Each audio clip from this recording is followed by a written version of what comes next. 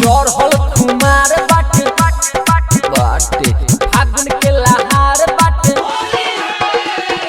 चढ़ल खुमार बाटे फागुन के लहार बाटे रंगवा भरल पिचकारी हम टाइट बाटे भौजी के अंठल छोराई यही साल में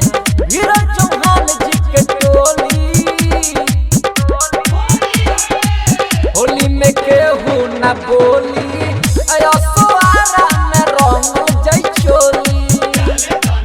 होली में केहू ना बोली आया सोआरा में रंगल जाई चोली।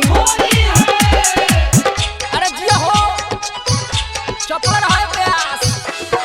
अरे धोला पत्थर किसे हो ए रंजय भाई रंजीत भाई हो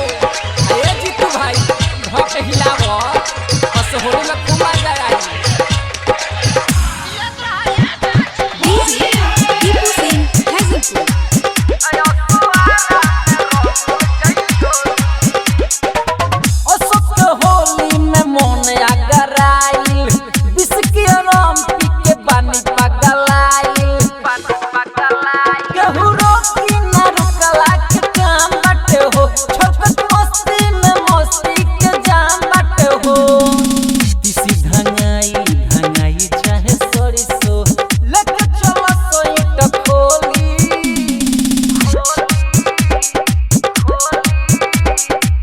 होली में केहू ना बोली आया सोआरा में रंगल जाई चोली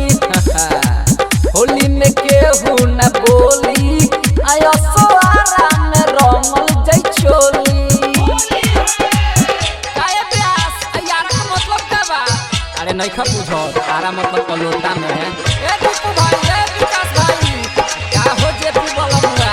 अरे ले चलो मोर देख रे के आरा में ए दीपक को जाला चलो साथे तू हो दीपू सिंह हैजलपुर आया टिके संतारा सभे बावे टूल हो झोकतावे लोग लहंगा में धूल हो बट सरजित गोविंद या जीतू के मन कहे सोनू सुपर फास्ट देखल जाई हो जवान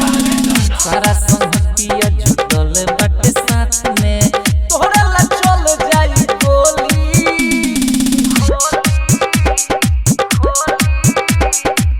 होली में